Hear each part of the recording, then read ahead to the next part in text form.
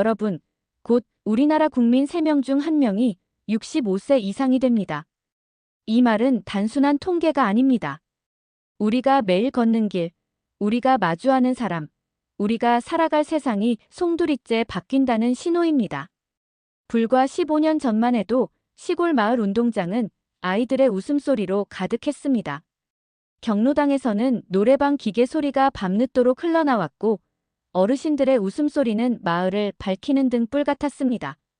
하지만 지금은 어떻습니까? 굳게 닫힌 경로당 문, 텅 빈 운동장, 그리고 마을에서 가장 붐비는 곳은 병원 대기실입니다. 기침 소리, 한숨 소리만 가득한 그 풍경은 다름 아닌 우리의 미래일지도 모릅니다. 이 변화는 시골만의 이야기가 아닙니다. 서울, 부산, 인천 같은 대도시도 이미 같은 길을 걷고 있습니다. 버스 정류장, 시장, 병원에서 절반 가까이가 노인으로 채워지는 모습. 생각보다 빠르게 다가오는 현실입니다. 그럼에도 불구하고 사람들은 이렇게 말합니다. 아직은 괜찮아. 그땐 그때 가서 생각하지. 하지만 여러분, 이 말은 가장 위험한 자기 위안입니다. 심리학에서는 이를 현재 편향이라고 부릅니다. 사람은 미래의 고통을 과소평가하고 현재의 안락함을 과대평가하는 경향이 있습니다. 마치 브레이크가 고장난 자동차가 내리막길을 달리면서도 조금 더 괜찮을 거야라고 말하는 것과 같습니다. 문제는 그 내리막길이 훨씬 가파르고 속도가 더 빠르다는 사실입니다. 실제로 한국은 세계에서 가장 빠른 속도로 늙어가고 있습니다. 일본이 초고령 사회에 도달하는데 36년이 걸렸지만 우리는 단 26년 만에 같은 지점에 도착했습니다. 출산율은 OECD 꼴찌, 인구는 줄고 고령화는 가속화됩니다.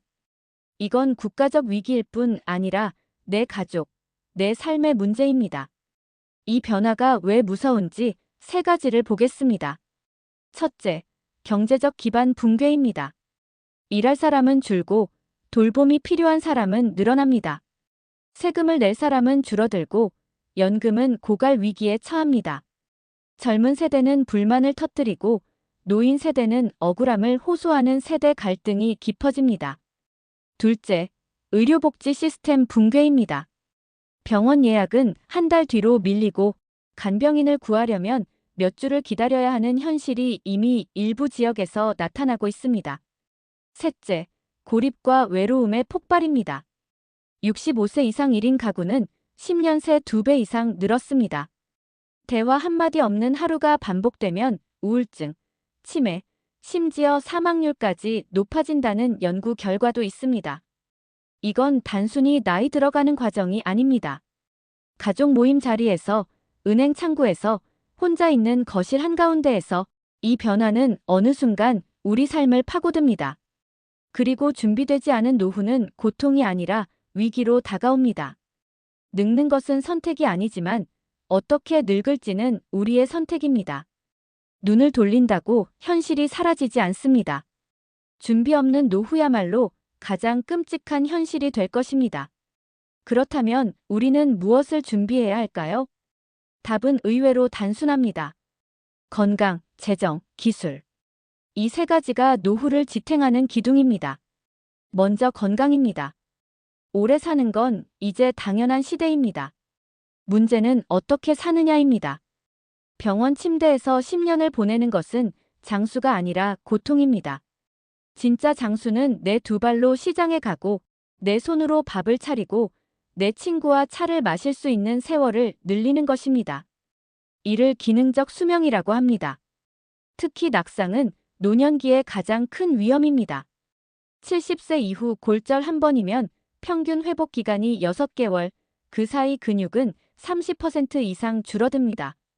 더 무서운 건 한 번 잃은 근육과 균형 감각은 거의 회복되지 않는다는 사실입니다. 그래서 주 3회 근력 운동, 매일 30분 걷기, 균형 훈련은 필수입니다. 양치할 때 한 발로 서기, 눈 감고 10초 버티기 같은 습관이 평생을 지켜줍니다. 두뇌도 마찬가지입니다. 책 읽기, 악기, 퍼즐 같은 활동을 꾸준히 하는 노인의 치매 발병률은 40% 낮습니다. 작은 습관이 10년 뒤에 병원비를 줄입니다. 둘째는 재정입니다. 은퇴 후 2030년은 월급 없는 장마철입니다. 준비 없이 맞이하면 바로 빗물에 젖듯 고생하게 됩니다. 그래서 버킷 전략이 필요합니다.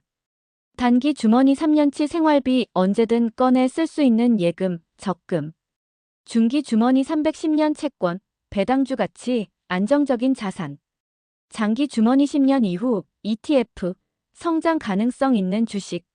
이렇게 3개의 주머니에 돈을 나누어 담으면 생활비 걱정 없이 오랫동안 버틸 수 있습니다. 의료 간병비는 반드시 필수 지출로 잡아야 합니다. 70세 이후 매달 150만 250만 원이 들어갈 수 있습니다. 물가보다 의료비 상승률이 훨씬 높다는 점도 잊지 말아야 합니다. 셋째는 기술입니다.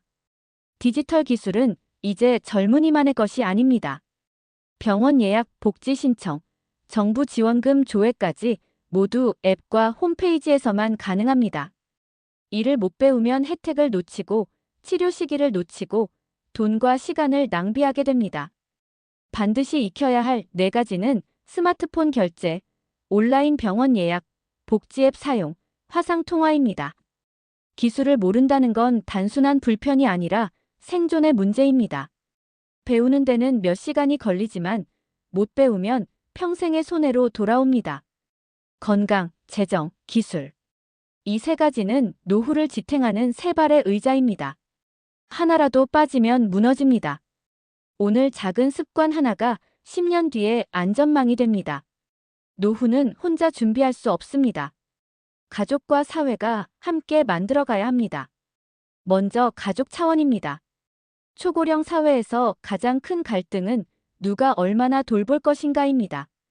병원에 동행할 사람, 생활비를 지원할 사람, 간병을 맡을 사람. 이 역할을 미리 정하지 않으면 수십 년 쌓아온 가족의 정이 단 하루 만에 무너질 수 있습니다. 따라서 돌봄 역할을 분담하고 문서화하는 것이 필요합니다.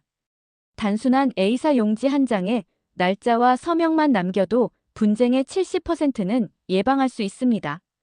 또한 상속, 증여, 연명치료 여부를 미리 합의해두면 최악의 갈등을 막을 수 있습니다. 둘째, 사회 차원입니다.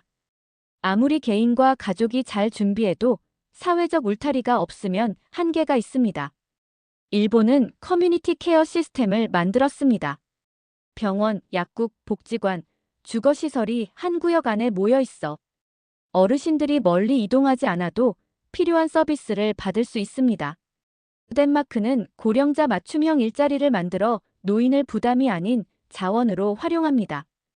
우리도 할 수 있습니다.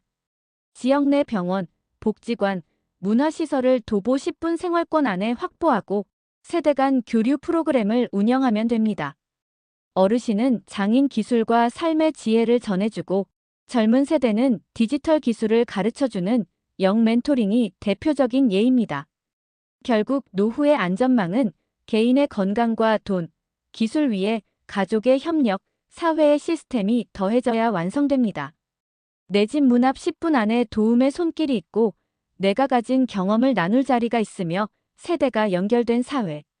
이것이 진짜 안전한 노후입니다.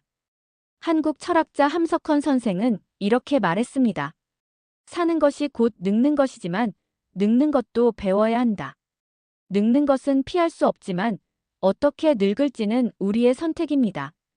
오늘 운동 10분, 작은 저축 하나, 스마트폰 기능 하나 배우는 습관이 10년 뒤 나와 가족을 지켜줄 울타리가 될 것입니다. 한국 철학자 함석헌 선생은 이렇게 말했습니다.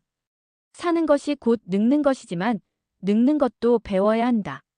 늙는 것은 피할 수 없지만 어떻게 늙을지는 우리의 선택입니다. 오늘 운동 10분, 작은 저축 하나, 스마트폰 기능 하나 배우는 습관이 10년 뒤 나와 가족을 지켜줄 울타리가 될 것입니다. 여러분, 지금 이 글을 읽으며 마음속에 스친 작은 다짐이 있다면 그 마음이 사라지기 전에 바로 한 걸음을 내딛어 보세요. 그 한 걸음이 여러분의 노후를 전혀 다른 풍경으로 바꿔줄 것입니다. 그리고 혹시 오늘 이 이야기가 마음에 와닿으셨다면 저에게도 작은 힘을 보태주시겠어요? 구독과 좋아요는 여러분의 응원이며 제가 더 좋은 이야기로 보답할 수 있는 가장 큰 원동력입니다. 여러분과의 소중한 연결이 저에게는 무엇보다 큰 힘이 됩니다. 오늘도 건강하고 행복한 하루 보내시길 바랍니다. 감사합니다.